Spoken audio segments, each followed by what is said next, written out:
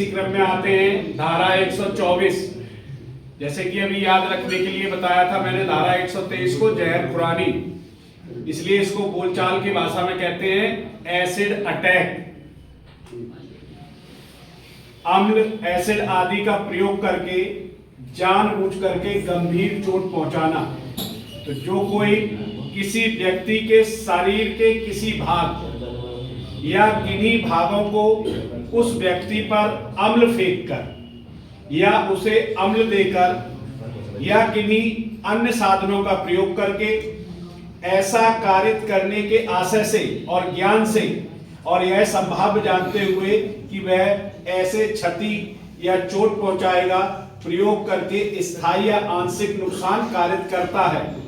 अंग विकार करता है या जलाता है या उसको विकलांग बनाता है या विद्रूपित बनाता है, बदसूरत बनाता है, या ऐसे फेंकने से उसमें कमजोरी आ जाती है,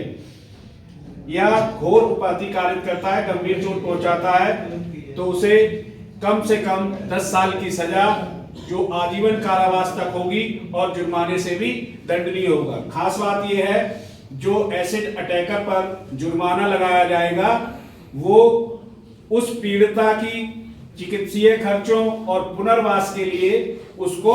दे दिया जाएगा। देखिए ये चित्र बताया हुआ है एसिड अटैक का।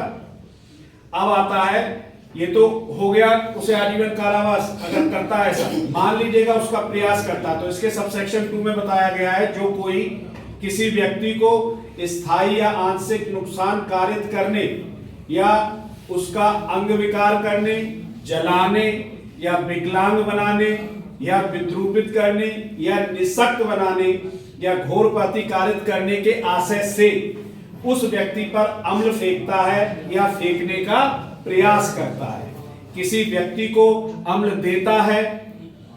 या देने का प्रयत्न करता है, तो ये केवल अटेम्प्ट है, इसलिए इसमें चोट नहीं लगी है, इसलिए इसमें 5 साल की कम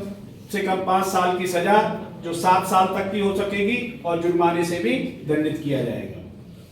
चलिए धारा 125। ओके।